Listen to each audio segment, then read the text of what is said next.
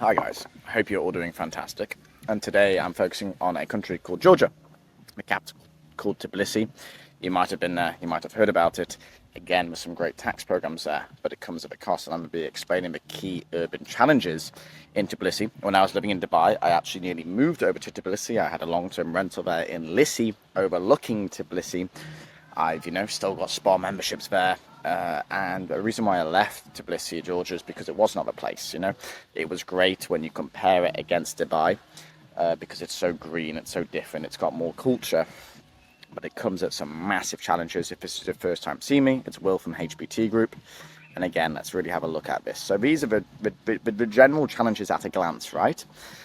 Traffic, air pollution, infrastructure and safety, essentially, petty crime, political protests, basically a constant civil war, and social and economic as well, basically warfare, right?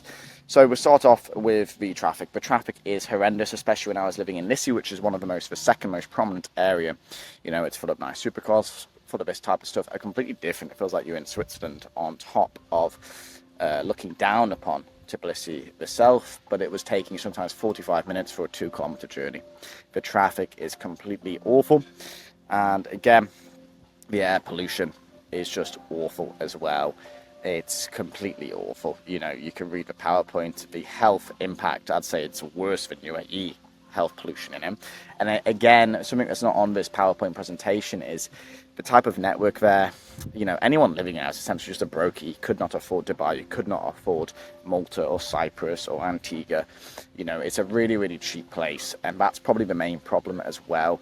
The GDP of the country itself is 35 billion. It is, if I added up my family, friends' net worth, it's more than this, if that makes sense. It's a very, very small, there's not much going on there in terms of, economically speaking. I went to the GFTM, I also went to an iGaming event, was listening to the Azerbaijani, Armenian, Georgian Prime Minister speak, met some great contacts, but again, that was just for GFTN. Also was at the one in Japan, and when you compare the difference between those events, going to one in Tbilisi, the one in Tokyo, it was a completely different experience. The infrastructure, has over 10,000 unsafe buildings, and when you walk around it, things are just falling down.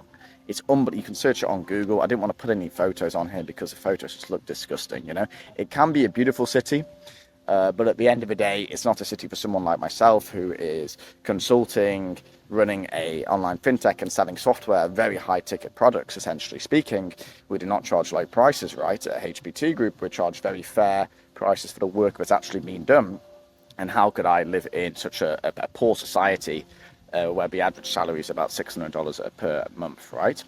Social and economic factors, again, the youth unemployment. Now, we're going to get into the youth because when we jump into the next slide, which is upon the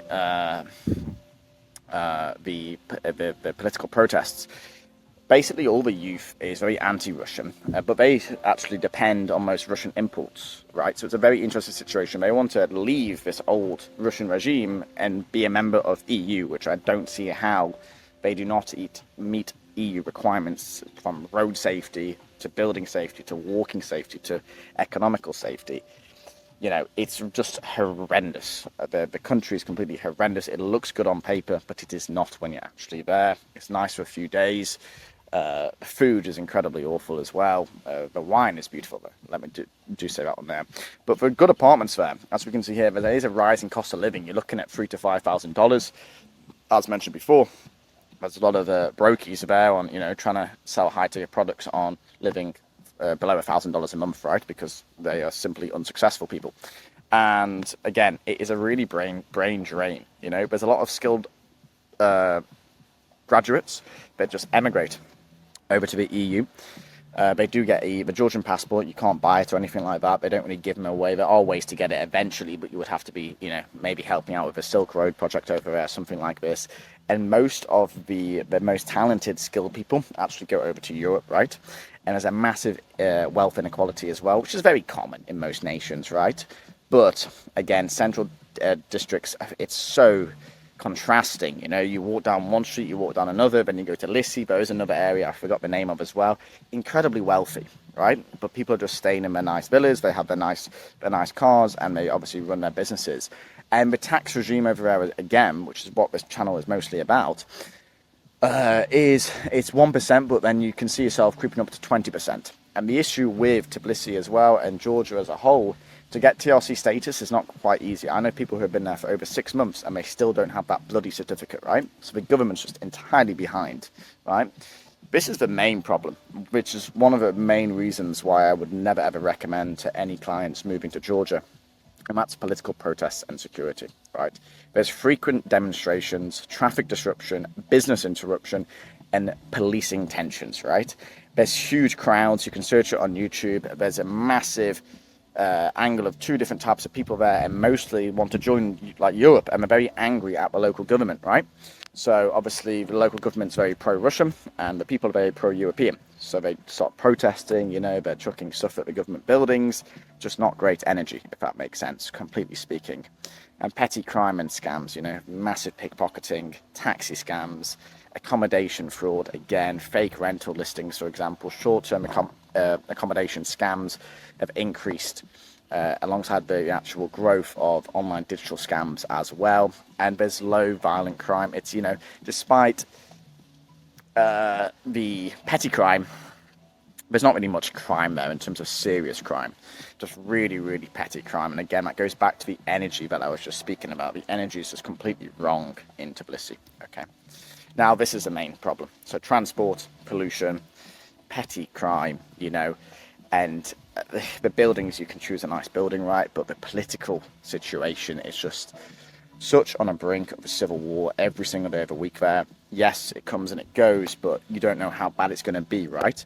They've locked down the city before. It is potentially awful. And secondly, I think Russia's gone and invaded the country 2-3 times, you know? So the people want to be friends with Europe and want to be European, as in an EU nation for some reason.